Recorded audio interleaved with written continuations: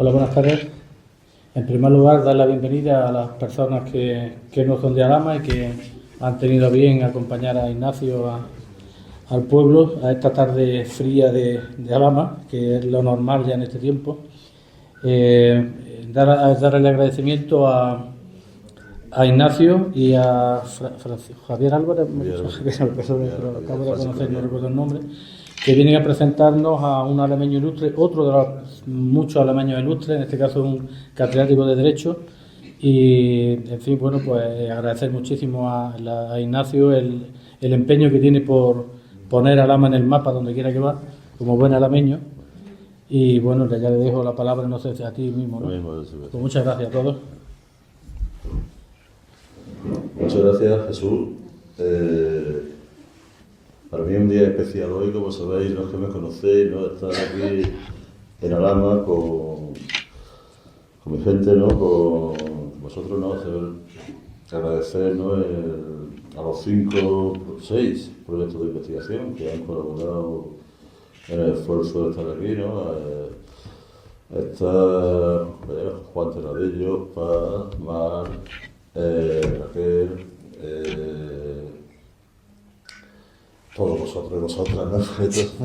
Javier, ¿no? Porque os citaría a todos y a todas, pero va a ser posible. También lo que hoy es un poco también la puesta en escena, ¿no? De casi uno de los primeros actos, ¿no? De esa asociación que con mucho empeño, yo creo que agradecer a Gerardo Molina, que siempre me ha estado llamando y visitando, ¿no? De hacer algo como era lo de la rama universitaria, y realmente yo creo que desde esa perspectiva pues tener aquí a un grupo tan importante, tan interesante y tan relevante de universitarios de distintos puntos, de distintas universidades españolas, pues creo que es una satisfacción enorme el poder estar aquí, poder hacer por eso lo que queríamos hacer. Quiero agradecer, como siempre, que le he pedido el apoyo a Jesús, ¿no? Nuestro alcalde, cuando se le he pedido siempre ha estado disponible y está dispuesto a lo que le hayamos pedido, le hemos dicho, y que también pues, nos deje poder estar aquí en la casa consistorial, en la casa de los alameños y alameñas, ¿no? El poder estar aquí. Y en esta faceta, ¿no? Vamos a hacer un seminario intenso, los que habéis visto el programa veréis, hay 2 días intensos de trabajo, de esfuerzo, de debate.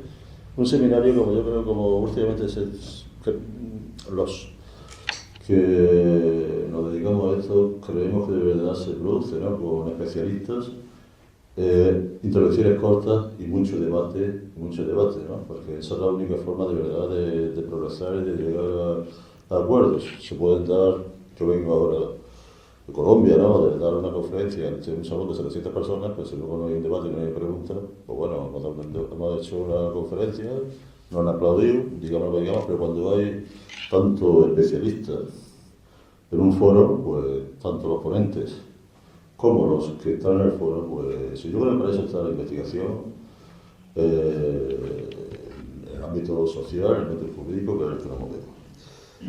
Y como realmente ese seminario empieza mañana, pero hoy, inicialmente, si estamos hablando de derecho penal, estamos hablando del mundo jurídico, de la práctica criminal, tenemos hoy también, yo creo que para mí un lujo, ¿no? Tener aquí, yo recuerdo un día, hace un par de años, que recibí una llamada de Javier Álvarez, y lo único que me dice: hasta Marco Gutiérrez era de Alhama. Bueno, recuerdo como así. No me digas que hasta Marco Gutiérrez era de Alhama. Pues yo la verdad que no lo sabía, ¿no? Bueno, Marco Gutiérrez, un penalista del siglo XVIII, pero efectivamente Marco Gutiérrez era de Alhama. No sabemos por qué José Marco Gutiérrez, en algunos sitios he conseguido alguna ficha de la Universidad de Granada, de la Facultad de Derecho de Granada, de algunos sitios, en todos por Alhama, no, las notas, no teníamos buenas notas. Suele ocurrir así, ¿no? Pero efectivamente, en algunos sitios ponía José Marco Gutiérrez, otro Marco Gutiérrez, una ficha, otro Marco Gutiérrez Medina, pero en todos ponía Alhama, de Alhama, Granada, con lo cual no hay duda de que era de Alhama de Granada, efectivamente. Sí. Pero fue Javier el que dio la nota. Y para mí, Javier, es un inmenso honor que esté aquí con nosotros, entre nosotros. Claro, porque Javier es catedrático de la Universidad Carlos III de Madrid, carrera de Derecho Penal, pero es uno de los, entre todos, mira, como penalista, de los penalistas más relevantes ahora mismo también en el ámbito español y habla de derecho penal español, habla de derecho penal europeo, ¿no? De continental, y en este caso. Él, como persona que relevó me sorprende un poco, ¿no? Tantos personajes armenios son armenios, pero claro, la primera práctica criminal que se hace en España, ¿no? Y es el autor del febrero reformado. Yo al principio pensé, bueno, febrero era algo de febrero, pero era que era José Febrero.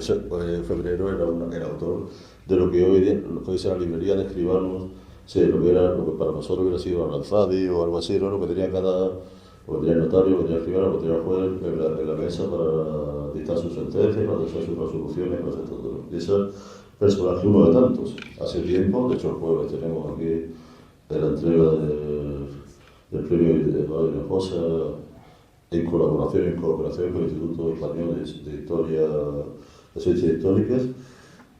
Pensábamos que era Eduardo Hinojosa, pensábamos que era otro, García Trevijano, pasaba todo. Bueno, nos encontramos a ese otro personaje armenio que fue influyente en ese siglo XVIII, ese mundo jurídico previo a la codificación 22. Ese aspecto, como el especialista en la materia, en ese del siglo XVIII, que sé que está estudiándolo, está trabajándolo, y en descubridor del origen de Marco, Javier Álvarez, pues yo creo que mejor escucharte a ti que escucharme a mí. Muchas gracias. Y muchas gracias a Ignacio.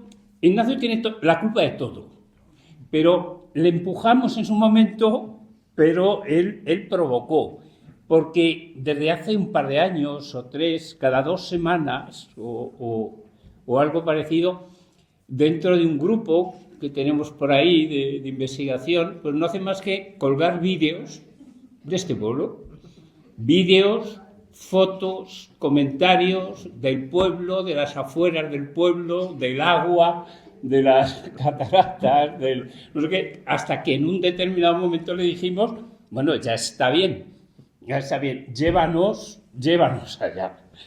Y se hizo de rogar, pero en el momento que se arrancó, pues como suele ser Ignacio, bueno, pues ya no hay manera de pararle. Y ni hemos podido ni hemos querido y por eso estamos aquí, así que muchísimas gracias. Desde luego Ignacio, nos hemos visto gracias a tu iniciativa en alguna ocasión en Jaén, en tu universidad, ahora aquí, y espero que nos sigamos viendo. Lo hemos hecho también en alguna otra universidad por ahí y espero que sigamos con ello. Es verdad que Marcos Gutiérrez es un hombre, o fue un hombre montado entre el siglo XVIII y XIX, pero además que seguramente fue uno de los más influyentes en la práctica penal de aquellos años, porque él fue el que estuvo renovando el febrero al que se refiere Ignacio, hizo algunas ediciones que además se agotaban, y luego hizo su práctica criminal. Y además tuvo el buen sentido de rescatar algunos penalistas del 16, hizo la traducción de alguno, del que Tomás y Valiente, me refiero a Antonio Gómez, dice que ha sido el penalista español más notable hasta, dicen, metido el siglo XIX. Yo no sé si Tomás y Valiente exageraba un poco o pasaba por encima de alguno, ¿verdad? Porque, claro, hubo algunos teóricos por ahí, no estrictamente penalistas, pero sí autores que si uno se pone a hablar del dolo o se pone a hacer elaboraciones complejas hay que leerle. Hay que leerle Francisco Suárez, me refiero, hay que leerle porque ahí hay mucha sabiduría y mucho razonamiento. Algunos de sus planteamientos, desde luego, pues no se han superado en finura. Pero en todo caso, Marcos Gutiérrez no le cupo la suerte de ver aprobado algún código.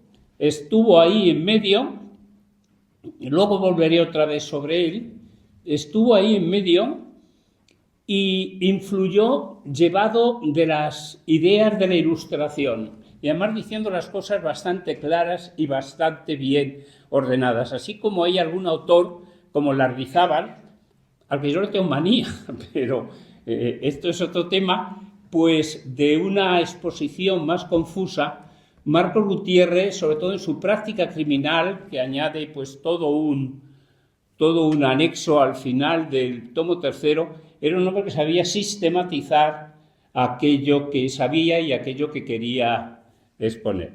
La verdad es que, claro, fueron tiempos obviamente terribles. Claro, le había tocado vivir nada más y nada menos que con los Borbones del siglo XVIII. Claro, Felipe V era bipolar. Su hijo tuvo la suerte de durar muy poquitos meses, su primer hijo. El segundo bipolar era. Murieron dementes, absolutamente demenciados. Felipe V además era muy cruel. Algunas de las pragmáticas más duras de toda la historia del derecho penal se le debe a este buen señor que se inicia además con una guerra civil pues tremenda, como fue la guerra de sucesión.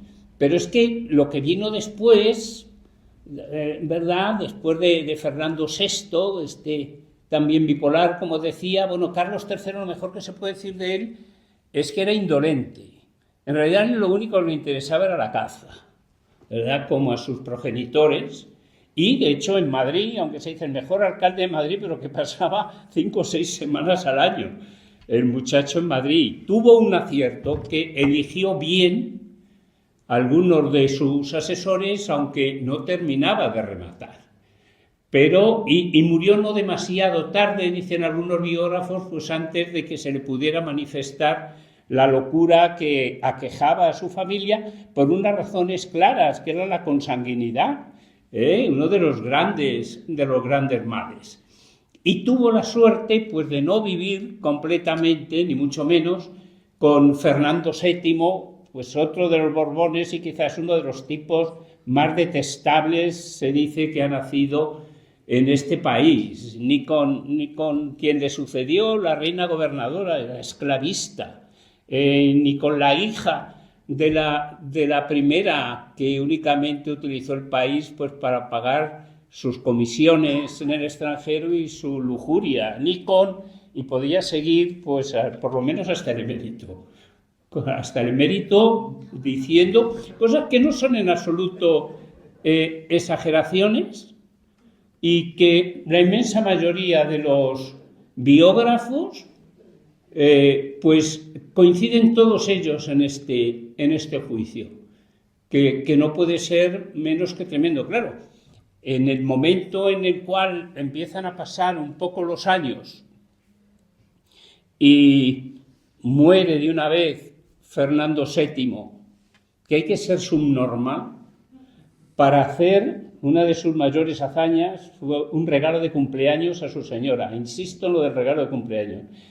Y como sabéis, como regalo de cumpleaños le hizo el cambio de la forma de ejecución de las penas capitales. Dice, vamos a dejar la horca y lo pasamos a garrote vil. Este fue el regalo. Querida, te regalo este cambio en la ejecución de las penas capitales. Claro, solo una persona con serios problemas mentales pues se le puede ocurrir una cosa de estas. Pero claro, me supongo que Marcos Gutiérrez estaba, si se lee su práctica criminal, pues estaba ansioso por tener una legislación ordenada. También lo estuvo la reina Isabel la Católica. ¿no? Que incluso en su codicilo de su testamento, pues venía a decir, oiga, mire, es que no hay manera. Nosotros podemos decir algo de esto también, sobre todo después de la reforma de 2015. Es que, mire usted, es que no hay manera, no nos enteramos, hay que hacer una exposición razonable de todas estas cosas. No la tuvimos. Y únicamente en contra de los deseos de este Fernando VII, pues y gracias a Napoleón, que de un solo golpe en Austerlitz, ¿verdad?, acabó con los imperios ruso, prusiano y de Austro-Hungría, implantó el principio de igualdad y se pudo empezar a hacer códigos. Algunos dicen que no, que había el derecho territorial de los estados prusianos. Los alemanes han sido siempre muy partidarios de ponerse todo tipo de medallas, también la de los códigos, pero desde luego un ordenamiento con 17.000 preceptos no parece que sea mucho código. Bueno, esa posibilidad que nos brindó Napoleón también fue algo sanguinario y responsable de centenares de miles de muertes en Europa, pero eso posibilitó el que en el trienio liberal pues se pudiera llevar a cabo el Código del 22. El Código 22, que tiene mucho, como conocemos todos, de recopilación, sobre todo la forma de redactar era en buena medida la forma un poco antigua, no exactamente la de las fazañas de los primeros tiempos de la Reconquista, pero desde luego sí algo muy alejado de lo que llamaríamos tipos penales o aplicación del principio de tipicidad. Por eso, claro, una vez que el trienio liberal se acabó y se inician los trabajos del Código del 48 y efectivamente se aprueba ese código, no me extraña que uno de sus redactores, quizás no el principal, pero uno de sus redactores, como fue Pacheco, pues saltara de alegría e incluyó en el tomo primero de sus comentarios al Código Penal pues uno de los párrafos que eran más citados, sobre todo en las antiguas oposiciones, en las que se nos obligaba a hacer una memoria, etcétera, y desde luego también en las viejas partes generales, cuando decía este hombre, todos los absurdos, todas las crueldades que distinguían nuestra legislación criminal de hace 6 siglos, todos ellos han llegado en su completa crudeza hasta el siglo presente. El tormento solo se ha abolido en 1812 y la confiscación también se ha abolido únicamente por las Cortes del 12. Los azotes, la marca, la mutilación estaban aún vigentes y todos hemos visto aplicar la primera de estas penas. Si no se usaban, dice que lo ignoramos, las otras dos, la marca y la mutilación, efecto eran de la arbitrariedad judicial, ese otro singular dogma de nuestras modernas leyes criminales. Yo creo que a Pacheco le ocurrió una de estas dos cosas. Yo creo que en principio, pues lo que vulgarmente diríamos fue un subidón.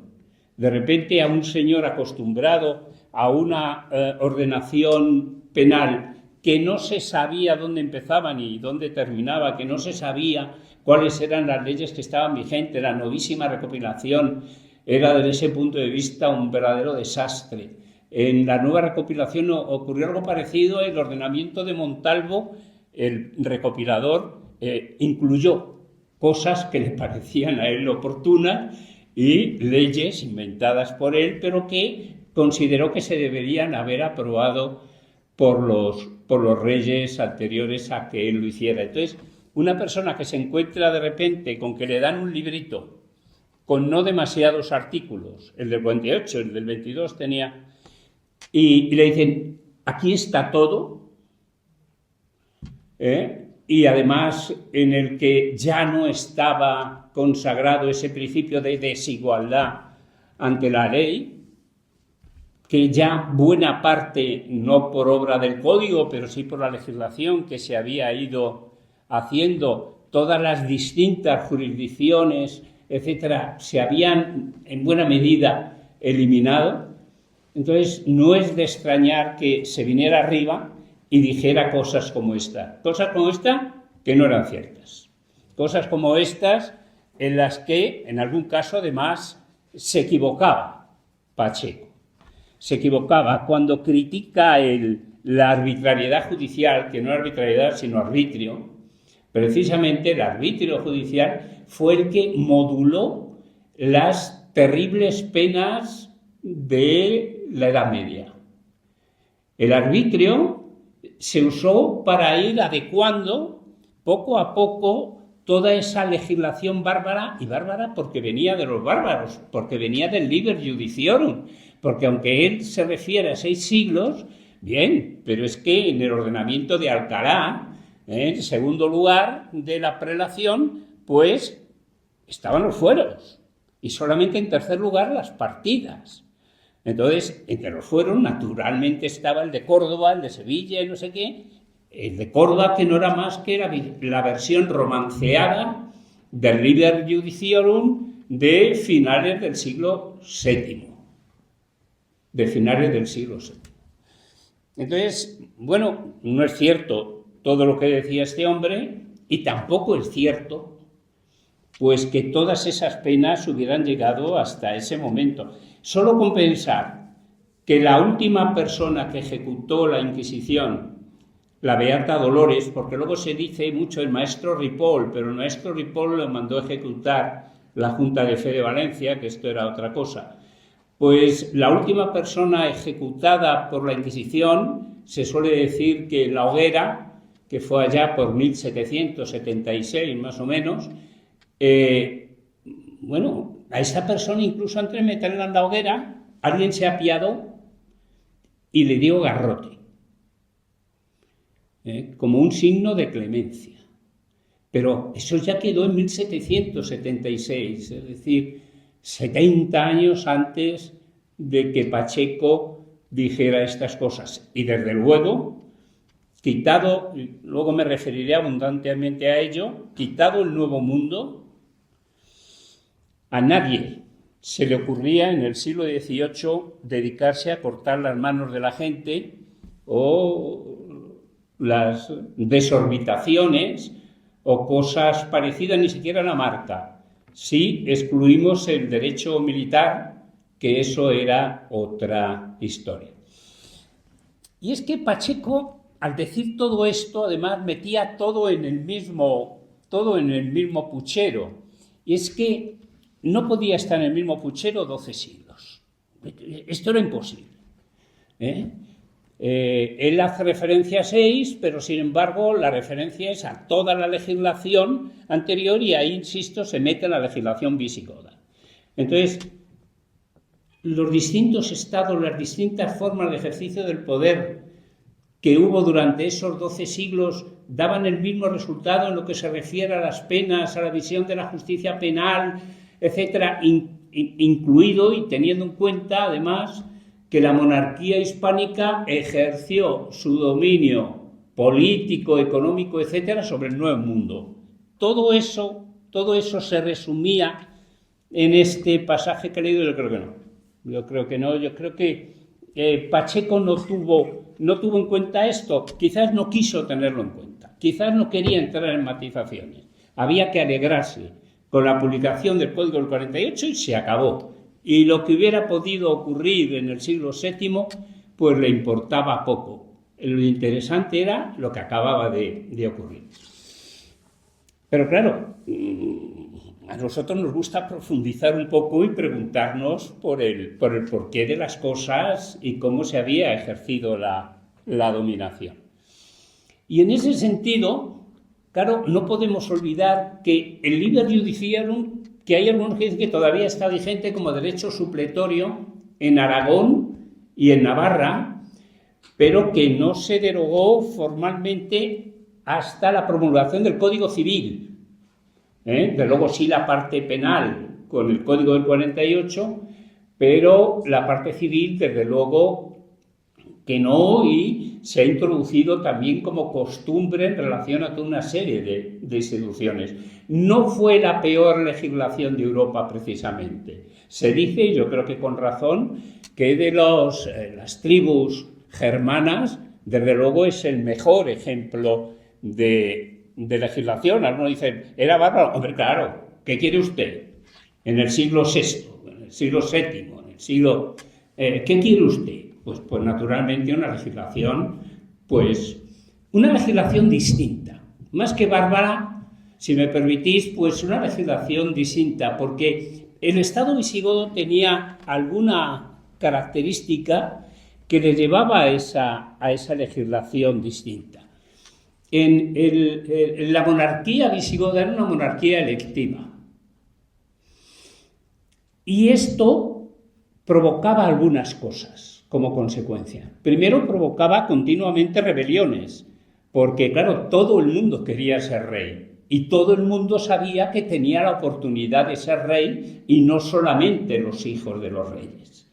Todo el mundo.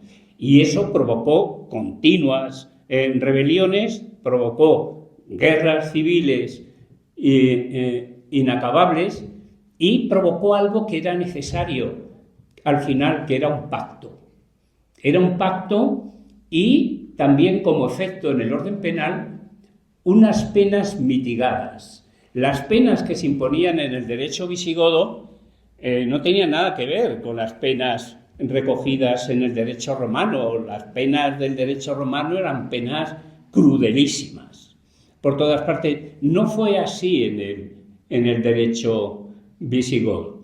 No fue así porque, entre otras cosas, con una monarquía de ese tipo, pues se tenían que llegar a acuerdos. Se tenían que llegar a acuerdos en la represión. En la represión y en la forma de ejercicio del poder. Y en la fundamentación del poder.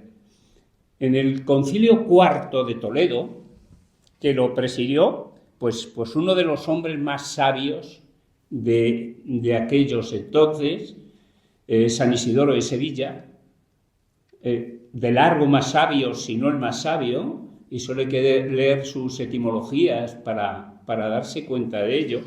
En el Canon 75 se introduce lo que pudiéramos llamar, avant la lettre, podríamos llamar una constitución política, basada sobre dos extremos. Primero, la lealtad, la fidelidad al rey, que esto hay que entenderlo en un sentido amplio, al rey, a su ordenamiento, a las normas que dicta, etc. Y segundo, el rey se compromete a no ser un tirano, que esto también hay que entenderlo en un sentido amplio. Ese es el pacto político, ese es el pacto político. Yo renuncio, lo hemos explicado nosotros 20 veces, yo renuncio a mi derecho de defensa y confío en usted, yo no quiero que tengamos armas los ciudadanos y confío en sus agentes de policía, etcétera, que tengan las armas, pero yo confío en todo eso y soy leal y fiel a eso, pero usted me tiene que proteger y me tiene que cuidar.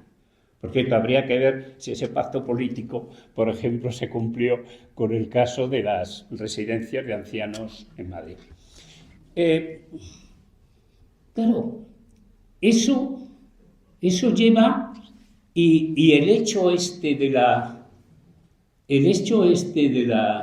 la monarquía electiva lleva además a que nos tenemos que comportar bien con todos aquellos que pueden llegar en algún momento, naturalmente, a ejercer el poder político. Fijaos, bien lo sabéis, que una de las conductas que ha sido siempre más castigada ha sido la traición. Y aquí, con esa conducta, pues en ningún país, nadie se ha andado con bromas. Carlos I, naturalmente, decapitó a los comuneros y fue capaz de esperar 5 años a superar todas las dificultades para decapitar al obispo Acuña. Y le decapitó, sin mayores problemas. A los traidores se les mata. Y esto ha sido siempre así. No era así en el derecho visigodo. En principio había unas leyes, una ley por ahí, de traidores, que tenía previsiones duras respecto de los mismos, pero la práctica es que también se usó mucho del perdón. Y se usó mucho del perdón, entre otras razones, por la siguiente, que es que en un determinado momento yo me voy a morir o me van a asesinar, lo que era habitual en la monarquía visigoda, y van a quedar mi familia y los míos. ¿Y qué va a ser de ellos cuando yo no esté? Y esto era lo que llevaba a mitigar la reacción, a mitigar el castigo y a imponer esas penas que eran pues muy consideradas respecto a lo que se ha visto y de luego a lo que se vio después. En la Edad Media, unas penas pues muy consideradas respecto de las que eran habituales. Y además tenía otra peculiaridad, o tuvo otra peculiaridad, que eso dejó grabado la historia de España desde el 589. Que es que los visigodos de entrada eran arrianos, eran, que dirían los curas, unos malditos herejes, cuestionaban la Trinidad, eran arrianos. El problema es que cuando llegaron a la península, por ahí, después de ser derrotados por los francos en 509, cuando llegaron a la península y se aposentaron, representaban solo el 2% de toda la población. El 2%, y eran los que mandaban. Claro, esta era una situación constitucionalmente imposible, en términos de estructura de poder. No puede ser que haya un 2% que son los que imponen las normas y el 98% restantes que no reman en la misma dirección. Eso lo supo ver muy bien en su momento el rey Franco, Clodoveo allá por el 496, que le hacía falta derrotar a no sé cuántas tribus por ahí, y se convirtió al catolicismo, abandonó el arrianismo y de esa forma se pudo integrar en la gran masa poblacional y gracias a ella ir derrotando a unos y a otros, incluidos a los propios visigodos. Pues bien, esa fecha del 589 es sin duda alguna una de las fechas más señeras de toda la historia de España, porque claro, en aquel momento los reyes cuando se convertían ellos y convertían a todo el mundo. Ahí se convirtieron todos. Ellos, los súbditos, los obispos arrianos, todo el mundo. Y a partir de ese momento se produce esa fusión entre Iglesia y Estado en la que seguía mandando el poder civil. Pero la Iglesia tenía un poder inmenso. Y la legislación se hacía en concilios. Es verdad, no eran concilios ecuménicos, cuidado, eran concilios nacionales. Y ahí el que los convocaba era el rey, el que establecía los temas que se tenían que discutir era el rey, naturalmente, y al final el que asignaba el concilio era el rey. Pero con ese campo de juego marcado, ahí en medio se dictaban normas y normas penales, y se prestaban mutuamente sus infraestructuras. La gente culta eran los clérigos.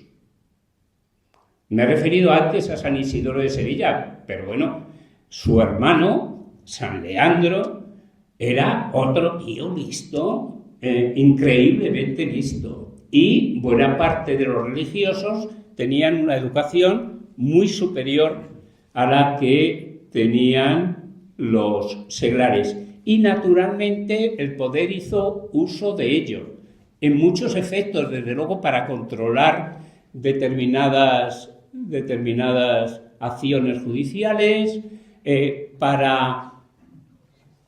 incluso para atribuirles competencias respecto de determinados delitos, e incluso más allá todavía, pues para repartirse la potestad judicial, por ejemplo, con instituciones como la del derecho de asilo.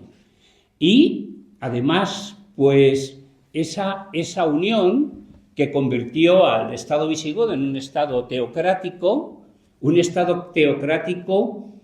en el cual la justicia derivaba de Dios. La justicia no se hacía en las leyes, sino derivaba de Dios.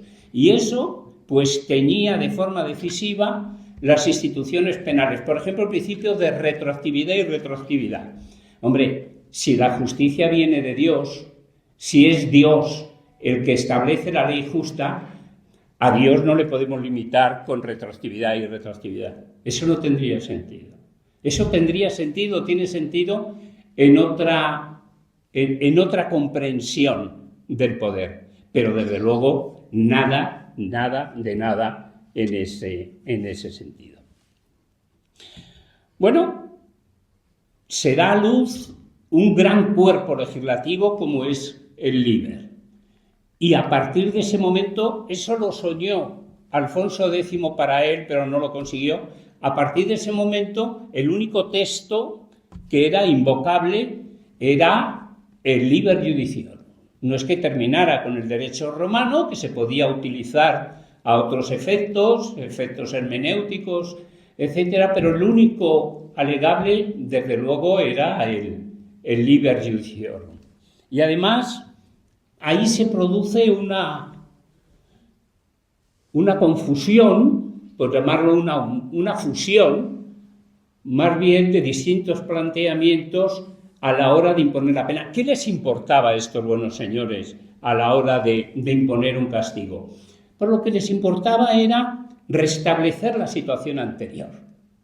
Mira, bueno, se ha cometido un delito, pues ya se ha cometido. Y a pesar de lo que decían algunos de los grandes teóricos de las finalidades retributivas de la pena, no podemos volver atrás en el tiempo. O sea, esto es imposible. No se puede negar el delito por más que se empeñara Hegel. No se podía. Y entonces dicen, ¿qué es lo que hay que hacer? Pues en ese restablecimiento de la situación anterior, a eso solo se podía llegar mediante la compensación. Entonces, mediante la compensación, con dinero y con distintas fórmulas, pero en definitiva con bienes. ¿Y si no tenía bienes el sujeto? Bueno, pues entonces se les entregaba en manos de los ofendidos para que éstos hicieran con él lo que les pareciera oportuno. Y en ese de lo que les pareciera oportuno, pues cabía exactamente todo. Pero dentro de eso, unas penas con esa finalidad clara, unas penas más mitigadas no es que saliera gratis la cuestión, pero unas penas más mitigadas y muchos más que la del derecho romano, como decía. Lo del culei, o culeum, le llaman otros, esa pena propia del derecho romano, esa pena era inexistente en el derecho visigodo. No le veía la razón de ser. Por ejemplo, a los traidores, en principio decían que se les castigaba cortándoles las manos y con la desorbitación, pero luego muy frecuentemente se les perdonaba. Se les enseñaba una pena dura, pero no se llegaba a esas otras penas que luego frecuentaron los distintos fueros, hasta la nueva recopilación. Esto era el derecho visigodo, pero esto era heredero de una determinada estructura de poder, que es lo que no tuvo en cuenta Pacheco cuando hace esa crítica. ¿Qué sucede? Desgraciadamente el Liber Judiciorum apenas se aplicó, se aprueba por allá, no me quiero equivocar mucho, pero por el 600, definitivamente por Hervigio como en el 681, y en el 711 vienen los arquitectos de buena parte del pueblo de Alhama. Se produce la invasión de los árabes y ahí se produce, bueno, pues un enorme hueco, que además a mí me gustaría en algún momento poderlo llenar, pero es que tengo un problema, no sé árabe. Algún compañero tenemos por ahí que sabe árabe y que yo espero pues que se atreva a coger ese toro por los cuernos. Bien, lo que ocurre es que en la parte cristiana, decía Sánchez Albornoz, era uno de nuestros mejores medievalistas de largo, difícil de convencer de una idea que fuera la contraria a sus planteamientos, pero un excelente medievalista, que cuando llegan los árabes, pues, pues hay mucha gente que se queda por ahí y que llegan a acuerdos con los árabes. La cultura mozárabe y luego cuando la reconquista la mudéjar para el otro lado, aunque los reyes católicos pues tuvieron menos piedad de los mudéjares que tuvieron los árabes con los mozárabes, o si no hay que mirar las hazañas del querido cardenal Cisneros, pues muchos se quedaron por ahí, otros señores principales visigodos que en el momento de producirse la batalla de Guadalete, algunos de ellos estaban prácticamente en guerra con don Rodrigo, etcétera. Bueno, pues algunos lo que hicieron fue salir corriendo, sobre todo los que estaban en la meseta del Duero para arriba, y se refugiaron en las montañas de arriba, donde los naturales pues llevaban una dinámica distinta a la que había sido propia del Estado visigodo, y de hecho se pasaron ahí un par de siglos batallando continuamente con los visigodos. Bueno, se refugian por ahí, hay una cierta despoblación. Sánchez Albornoz dice casi que completa, otros historiadores un poco más dicen que, que los que se fueron los ricos. Qué extraño esto, ¿no? Se fueron los ricos, se fueron las dignidades, estos a refugiarse por el norte, y por el otro lado pues quedó la gente que no tenía otro sitio a donde irse. Y claro, cuando comienza la repoblación de todo eso, o cuando estos están allí, en una situación que fue tremendamente dinámica durante varios siglos, Almanzor llegó hasta Santiago de Compostela en un determinado momento, hasta Oviedo llegó Almanzor, hacían correrías hasta Barcelona, luego volvían a sus sitios, ¿no? hacia el califato, volvían a Córdoba, pero que tenían unas fronteras que realmente pues no establecían un límite entre unos y otros. Y esa es una de las razones, como conocemos todos, solo una de las razones de que no hubiera pena de prisión, entre otras porque no había sitio donde cumplir la pena de prisión. En tiempos de los visigodos, por cierto, hubo condenas a reclusión perpetua. ¿Y qué utilizaron? Por ejemplo, el Concilio VIII de Toledo, si no recuerdo mal. ¿Y qué utilizaron para la reclusión perpetua? Los monasterios, que eso sí que suponía una infraestructura. Y hubo por eso monasterios en los que se cavaban unas celdas ahí abajo del todo, de donde no volvían a salir. Se practicó también en la Edad Media, pero en todo caso ahí se les recluía, incluso a reyes a los cuales se les querían quitar de en medio por las razones que sea, después de tonsurarles y ponerles unos hábitos, los metían en monasterio a reclusión perpetua. Pues bien, en los años de la Reconquista nos estamos metiendo en un mundo feudal. Sánchez Albornoz otra vez dice que el último tiempo de los visigodos ya era un espacio protofeudal.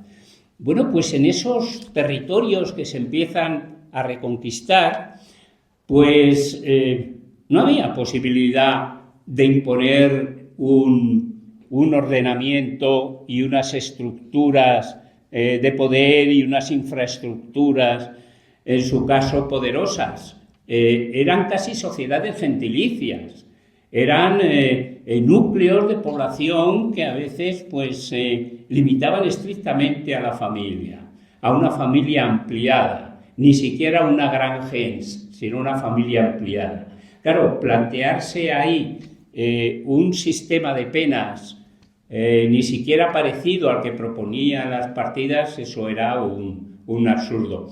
Y por esa incapacidad de imponer incluso penas como era la de la compensación, a la que antes hacía alusión, se trataba de penas realmente bárbaras. Buena parte de ellos mucho más bárbaras que las visigodas, y en algunos casos incluso más bárbaras que las romanas. El Fuero de León seguramente se lleva el premio gordo, ¿no? Penas de desentrañamiento, sacarle los intestinos. La legislación y sobre todo las penas durante la Edad Media giraban en torno a lo atroz. Era esa ejemplaridad en la que los señores se regodeaban en la atrocidad. Y es por eso por lo que, por ejemplo, cuando un desdichado se le ocurrió atentar contra la vida de Fernando el Católico, allí en Barcelona, en el año del descubrimiento, además atentó, pero erró y apenas hirió a Fernando el Católico, otros dicen que en absoluto, pues se le juzgó en 3 días, una rapidez extraordinaria, casi como la misma rapidez con la que se ha juzgado recientemente otro fenómeno importante de actualidad, y se le condenó naturalmente a la pena capital. Pero se le condenó como había que condenarle, que fuera muy cruel la muerte. Le suben en un carro y le llevan hacia el lugar de la teórica ejecución, mientras tanto le van cortando los miembros, le van cortando los apéndices, le sacan los ojos, le extrañan el cerebro, y cuando llegan ya al lugar de ejecución, yo supongo que no sé si quedaría algo, pero estaría hecho una piltrafa, le lapidan, y luego le queman. Bueno, esta era la forma, esta bestial, de demostrar el poder. El que puede imponer esa brutalidad de penas es una persona que tiene poder. Hombre, intentó Alfonso X, como sabemos, racionalizar un poco eso, pero claro, Alfonso X, que es un referente fundamental en la cultura, vamos a llamarla española, sin duda alguna un referente fundamental, era uno de los peores gobernantes que se han visto en la península, y sus partidas, pues lo único que consiguieron fue provocar un levantamiento de los nobles en las Cortes de Zamora, en donde le anunciaron que ya no le iban a rendir vasallaje. Y es que Alfonso X no había comprendido algo, que a la hora de la estructura de poder y del ejercicio del mismo, él solo era un primus inter pares, pero nada más. Era el más importante entre todos los nobles, pero solo eso. Y se había permitido el lujo, en Castilla, naturalmente hablamos de Castilla, se había permitido el lujo de dictar una legislación que se imponía a la legislación nobiliaria y a la legislación tradicional de los fueros, y hasta ahí podía llegar la broma. Eso ocurría en Castilla, pues, porque no tenían un sistema como el que tenían en Aragón o en Cataluña o en Valencia, aunque en Valencia lo que llegó fue un fuero nuevo, y es que la elaboración de las leyes era una elaboración pactada. En las correspondientes asambleas legislativas donde se aprobaban las leyes, todos los estamentos tenían que estar de acuerdo con esa ley. No se podía producir lo que aquí ocurrió con las partidas, que al final Alfonso X murió abandonado y, bueno, en su refugio de Sevilla y sobre todo de Murcia, que es él el que la había conquistado cuando todavía era infante por orden de su padre Fernando III. Y se inicia una época en la que poco se podía avanzar sensatamente en la legislación. Una época de continuas guerras civiles y una época de desastres climáticos, la pequeña edad de hielo de la primera mitad del siglo XIV, las grandes pestes de aquellos años. Alfonso XI murió de peste bubónica, y a continuación, guerras civiles. No hubo posibilidad de dictar un ordenamiento sensato, no hubo ninguna posibilidad. Y las penas sufrieron poca mitigación. Continuaron siendo, en buena medida, penas muy crueles. Solamente llega un determinado momento que rompe todo, tira todo por los aires y establece un nuevo paradigma, que fue el descubrimiento. Claro, cuando se descubre América y viene aquí Colón a rendir cuentas a los reyes católicos, pues estos inmediatamente se mueven con el Papa, que en aquel momento, ya sabéis, era un Borgia, era Alejandro VI, entonces logra que dicten las llamadas bulas alejandrinas. Y en las bulas alejandrinas se deja claro lo que se tenía que perseguir en América. Y esto es decisivo para analizar luego las leyes que se dictaron, el núcleo de lo que llamamos el derecho indiano. Y es que la finalidad del descubrimiento era ganar almas para el rebaño católico. Fijaros que todavía no había llegado Lutero a clavar sus tesis. Era ganar almas para los fieles del Papa. Pero es que incluso Fernando el Católico, que como bien dejó claro Maquiavelo, no era precisamente un imbécil, pues logró, más tarde de Julio II, la constitución de un gran patronato indiano, que algunos llaman pues un patronato universal, de acuerdo con el cual era el rey de Castilla el que en las nuevas tierras de Indias iba a gobernar todo, incluida la Iglesia Católica. Ya no es que tuviera lo que luego se llamaron derechos de presentación. No. Es que gobernaba hasta los entresijos de la Iglesia Católica. Y además consiguió lo que era inimaginable en el ámbito de la Iglesia. Insisto que eso fue antes de la Reforma de Lutero, y es que se le cediera el impuesto de la Iglesia, el diezmo, a favor de la corona. Es decir, que se encontraron los reyes de Castilla, de repente en el siglo XVI, en aquellas tierras, con un derecho universal de patronato, con los fondos en principio suficientes, los provenientes del diezmo, más toda la riqueza que pudieran extraer de ahí.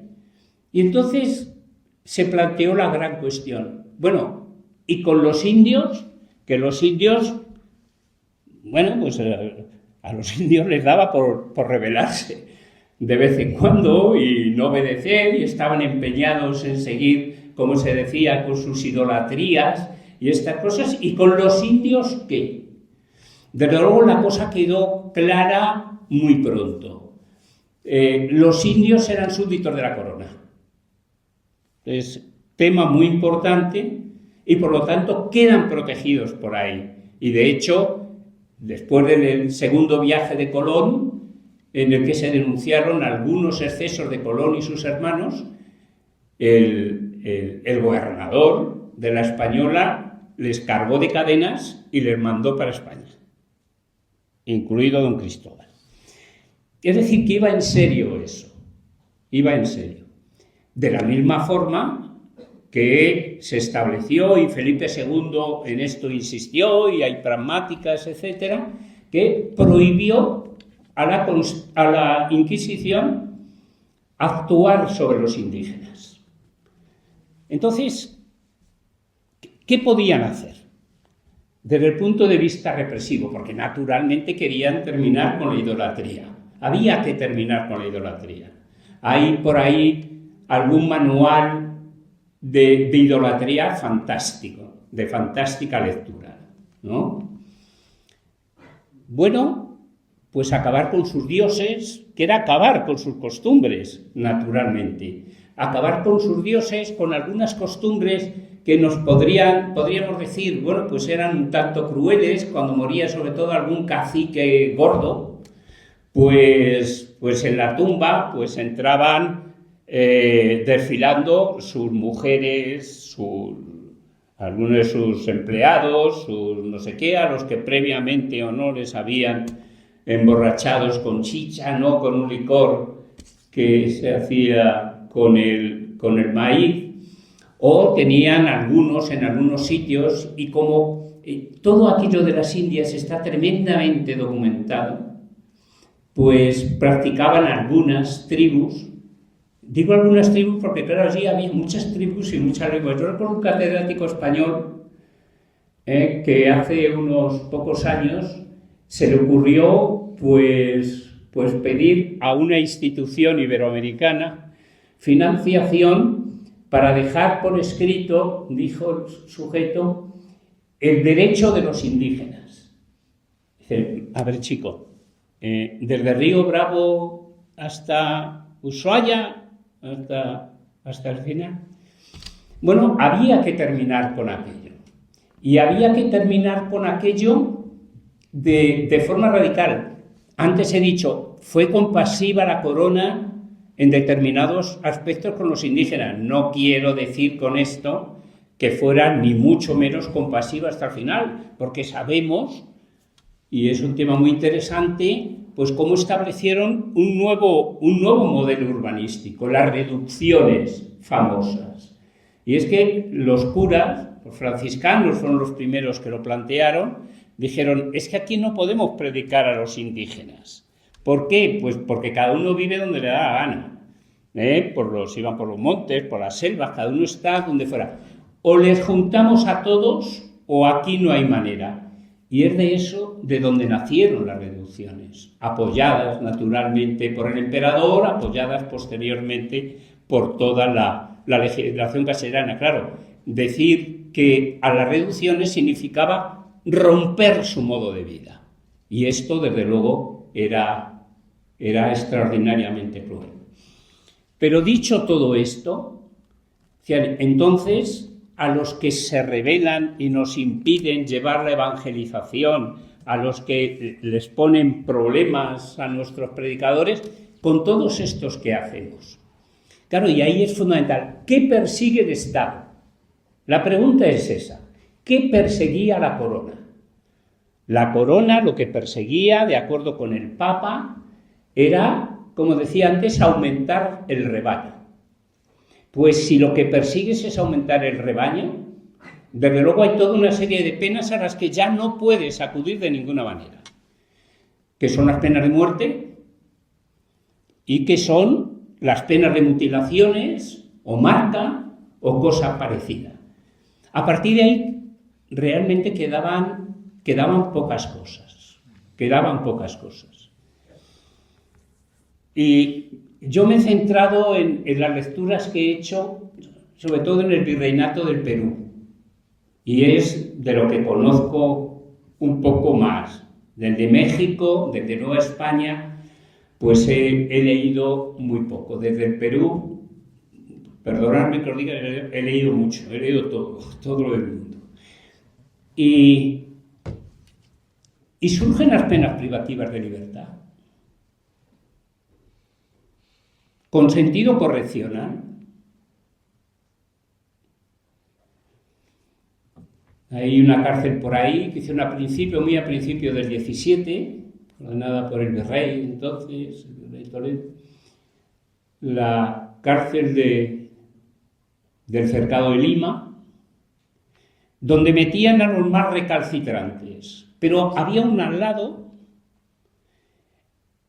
que la tenían, era en realidad un lugar de educación de los hijos de los caciques, porque los frailes, sobre todo los dominicos, y desde el primer momento, pero también los jerónimos se habían apuntado a esto, dijeron, miren, es que o cortamos la transmisión de las idolatrías en la herencia, es decir, en los hijos de los caciques, o no hacemos nada.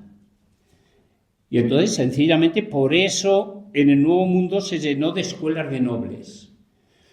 Pero había algunas, como en Perú, la de Santiago del Cercado, en la que admitían exclusivamente a los hijos de los caciques, a los importantes, los metieron ahí. Pero en tanto y en cuanto fueran herederos de sus padres. Hay por ahí disposiciones de los obispos, insisto que está todo muy documentado, donde dicen hay que asegurarse que no entren simples indios, sino únicamente herederos. Y en aquellas ocasiones en que los caciques pues no tenían herederos claros, había que investigar quién era el heredero y a ese meterle en la escuela. Y ahí darles exactamente la vuelta cultural, tanto en materia de la lengua como en todo el resto. Ellos tenían 6 años. Pero ¿a quién más metían ahí? Pues metieron también a gente gente que era rebelde, no los peores, no lo peor, pero gente que era rebelde, y se les condenaba a determinadas penas de reclusión temporales. Y ahí se les ponía a trabajar para, con el trabajo y la doctrina de la Iglesia, tratar de corregirles. Pero no solamente eso, sino que había también otras penas pues muy interesantes, como era también los trabajos en beneficio de la comunidad. Gente que era condenada a barrer la iglesia, a ir a los hospitales y trabajar en ellos, naturalmente de forma gratuita, durante un cierto espacio de tiempo. Es decir, es un mundo que no tiene nada que ver con el de la Edad Media. Absolutamente nada que ver. Una cosa radicalmente distinta. ¿Y por qué es una cosa radicalmente distinta? Porque no se ejerce de la misma forma el poder, porque los objetivos del Estado, los objetivos de la corona eran radicalmente distintos. Y como eran radicalmente distintos, los medios de acción por parte de la corona tenían que ser también diferentes. Que nadie pregunte si hubo abusos. Porque, claro, habrá que decir, naturalmente esto era así. Pero nos encontramos con una corona que trabaja de una forma en la península y en las posesiones de por ahí, las italianas, las de los Países Bajos, etcétera, y de una forma radicalmente distinta. Es que eran dos formas diferentes de ejercer el poder. Y mientras en una, la de Europa, podemos decir, ahí estamos llevando una determinada transición. En el siglo XV, se va empapando Europa de ese espíritu literario, etcétera, del Renacimiento. En el siglo XVI viene la reforma religiosa, para un lado y para otro, reforma y contrarreforma religiosa. En el XVII viene el racionalismo, y en el 18 D'Alembert abre la enciclopedia diciendo, bueno, un poco lo que decía Zaratustra cuando bajó de la montaña, el Zaratustra de Nietzsche. Dice, bueno, aquí ya todo se ha pensado, ya todo se ha meditado, ya todo se ha analizado, y aquí, añadía Nietzsche, cuando le criticaba al viejo con el que habló, etcétera, dice, y este hombre todavía no se ha dado cuenta que se ha matado a Dios. Claro, se entra en el siglo XVIII pues con un planteamiento que no tenía filosófico, no tenía nada que ver absolutamente con nada.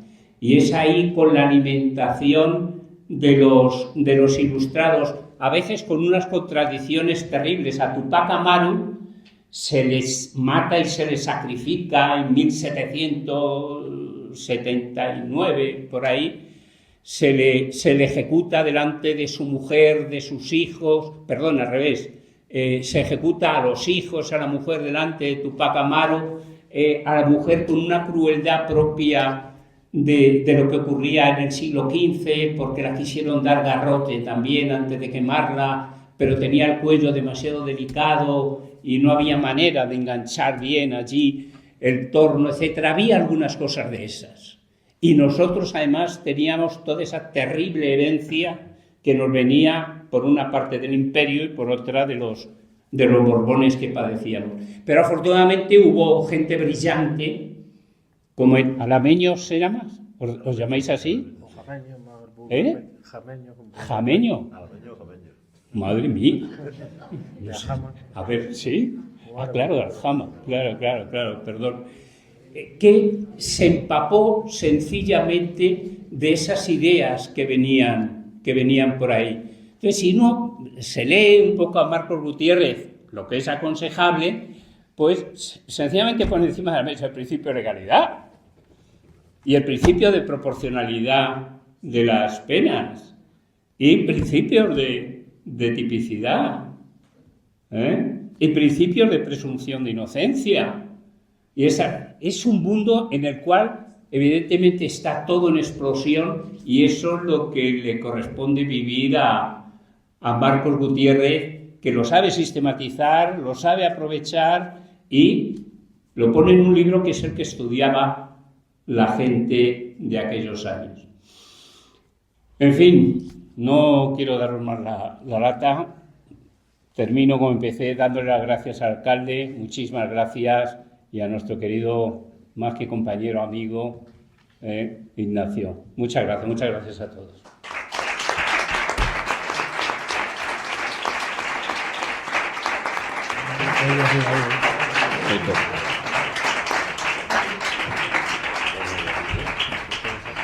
Pues, evidentemente muchas gracias, las gracias a él que nos ha llevado desde el pasado al presente menos reciente y hasta ahora. A los que no somos de letras, de verdad que nos gusta también, me gusta mucho escuchar, y más en el mundo tan revuelto de las leyes que hay ahora mismo, que ya nada, mucho menos que las leyes que no son matemáticas y que pretendemos que sean matemáticas, pero que nunca se van a conseguir. Y bueno, como he dicho antes, reitero el agradecimiento a Ignacio, y aquí está tu pueblo y tu ayuntamiento para lo que haga falta. Muchas gracias. Ahora tenemos un pequeño agape, ¿no? Sí. Pues, muchas gracias a todos y nos vemos por la mañana. Muy bien, muchas gracias, alcalde. esperemos que no apague la calefacción tan pronto.